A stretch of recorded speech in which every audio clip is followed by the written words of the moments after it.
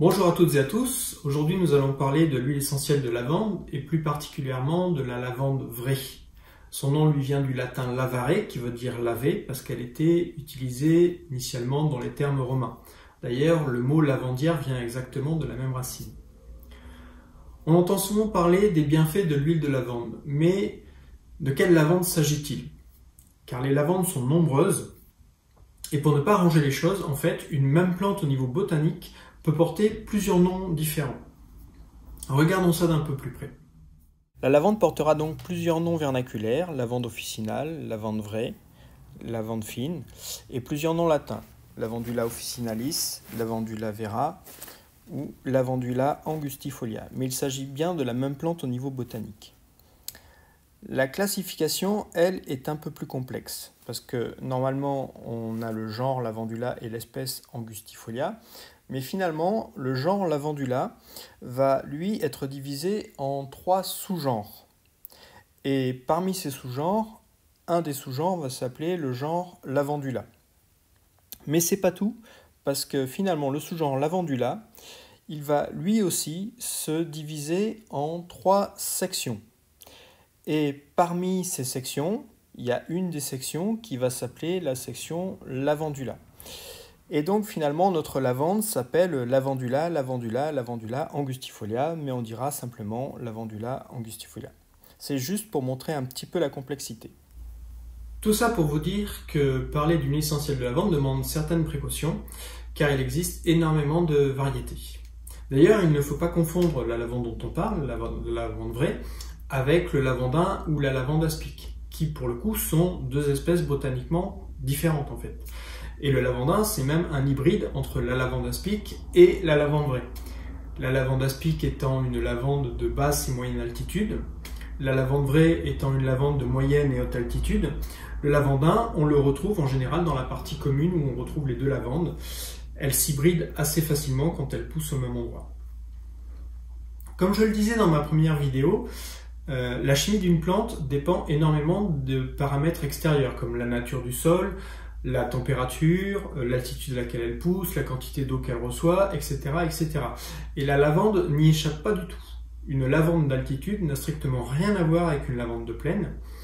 Et comme l'altitude va faire varier sa composition chimique, la qualité de la lavande va être fortement reliée à l'altitude à laquelle elle pousse. Globalement, les lavandes médicinales sont vraiment des lavandes qui poussent en moyenne et haute altitude. Il ne faut pas espérer faire une lavande médicinale à l'altitude zéro ou alors en plaine.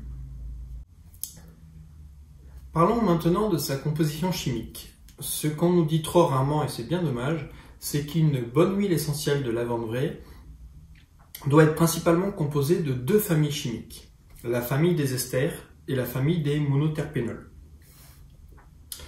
Et pour être plus précis, en fait, la pharmacopée européenne considère que pour qu'une huile essentielle de lavande vraie soit considérée comme médicinale, elle doit répondre aux critères suivants. Un taux d'acétate de linalyle compris entre 25 et 47%, un taux de linalol compris entre 20 et 45%, un taux de 1,8-cinéol n'excédant pas 2,5% et un taux de camphre de 1,2% maximum, et d'autres composants dont je ne parlerai pas ici. Donc globalement, si vous achetez une huile qui respecte ces critères, vous pouvez être à peu près sûr que vous êtes devant une huile de qualité. Pour vous montrer à quel point la composition chimique est sensible, si un producteur décide de faire sa récolte l'après-midi en plein soleil, la qualité de son huile va être réduite parce que au soleil, les esters vont s'évaporer en fait. Et l'huile sera moins chargée en esters. S'il fait sa récolte le matin, par exemple, en général c'est le matin qu'on fait la récolte de la lavande, mais qu'il la laisse sécher en plein soleil, c'est pareil, la majorité des esters vont s'évaporer et au final, après la distillation, il restera pas suffisamment d'esters pour faire une huile de qualité. Donc, bien retenir que la qualité d'une huile essentielle, de lavande vraie en l'occurrence, s'évalue principalement à sa teneur donc, en ester et en monoterpénol. Et dans la famille des esters, on va surtout regarder une molécule particulière qui s'appelle l'acétate de linalyle. Et dans la famille des monoterpénols, on va regarder une molécule particulière qu'on appelle le linalol. En gros, ce sont ces deux molécules qui vont être les vrais marqueurs de la qualité de l'huile essentielle de lavande. Hors pharmacie, il est fréquent de trouver des huiles essentielles de lavande qui ne respectent pas ces critères, d'où l'importance de bien les connaître. Par exemple, sur ce site, on annonce déjà la composition type d'une bonne huile essentielle. On voit ensuite que tous les lots respectent ce critère. On peut donc acheter en confiance. Sur cet autre site, on nous donne directement l'analyse chimique et ça montre que ces critères sont aussi respectés. Je peux donc acheter en confiance. Je n'ai pas pris le temps de fouiller parmi tous les revendeurs ceux qui ne respectent pas les critères. Pour aller plus vite, je vous présente le tableau tiré d'une étude faite par une docteure en pharmacie sur les lavandes qui a analysé plusieurs échantillons. Il en ressort que 50% des lavandes vendues hors pharmacie ne respectent pas ces critères, alors que presque la totalité des lots vendus en pharmacie les respectent. J'ai bien dit presque toute la totalité, d'où l'importance de savoir vérifier par soi-même. Les références de l'étude seront données dans la description de la vidéo. Donc si vous ne souhaitez pas faire cette vérification par vous-même, si vous voulez acheter les yeux fermés, allez plutôt dans une pharmacie. Sinon, je vous engage plutôt à faire cette vérification pour voir si le revendeur auquel vous avez affaire est de qualité. Passons maintenant à l'analyse des familles chimiques. Donc on a vu que l'huile essentielle de lavande était composée principalement de deux familles et que dans ces deux familles, il y avait deux molécules qui nous intéressaient particulièrement. C'était l'acétate de linalyle et le linalol. Le linalol fait partie de la famille des monoterpénols qu'on appelle aussi alcool monoterpénique. C'est une famille qui a des propriétés anti-infectieuses large spectre, mais de puissance assez modérée, ce qui permet d'être facilement toléré par la peau, contrairement à d'autres huiles essentielles beaucoup plus puissantes. Le linalol est considéré comme allergisant, mais en fait il ne l'est pas directement, il l'est sous sa forme oxydée. Donc en fait il faudra toujours faire attention aux huiles qui contiennent du linalol, donc en l'occurrence la lavande, parce que si elle reste ouverte trop longtemps ou si c'est une huile que vous avez achetée depuis un certain temps, si vous avez des problèmes d'allergie, il faudra peut-être faire attention avant de les réutiliser, de faire un petit test pour s'assurer que vous n'allez pas avoir une réaction allergique en utilisant cette huile. Le linalol a également des propriétés antispasmodiques, c'est-à-dire qu'il va réduire les contractions des muscles striés et des muscles lisses. Il a également une activité anesthésiante et une activité anticonvulsivante. Par contre, n'espérez pas remplacer un médicament antiépileptique avec des huiles essentielles au linalol. Ça serait quand même pas très judicieux. Le linalol agit également sur le système nerveux central. Il va faciliter l'endormissement et allonger la durée du sommeil. Il va réduire l'excitabilité, il est sédatif et peut même faire baisser la pression artérielle. Il a également une activité neurotrope, c'est-à-dire qu'il va stimuler la mémoire et augmenter la concentration. Il a également une activité anti-inflammatoire, surtout sur les inflammations causées par l'acide acétique. Comme il appartient à la famille des monoterpénols, il a donc des propriétés anti-infectieuses. Anti-infectieuses veut dire donc antivirales, antibactérien, antifongique et antiparasitaire. Et c'est là où on a souvent l'habitude de voir la lavande, c'est contre les poux. Parce que justement, c'est l'activité antiparasitaire du linalol qui est utilisée dans ce cas-là. L'acétate de linalyle, quant à lui, appartient à la famille des esters, qui sont des antispasmodiques, spasmolytiques centraux et périphériques, relaxants, calmants, antidépressifs, anti-inflammatoires. C'est une famille facile d'utilisation car il n'y a pas de toxicité aux doses thérapeutiques. Globalement, l'acétate de linalyle a les propriétés de sa famille. C'est pas le plus puissant des esters puisque c'est ce qu'on appelle un ester avec un acide en C2. Je vous expliquerai toutes ces subtilités dans la vidéo sur les esters. Il n'en reste pas moins efficace. Avec tout ça, on peut déduire très facilement les propriétés de l'huile essentielle de lavande vraie.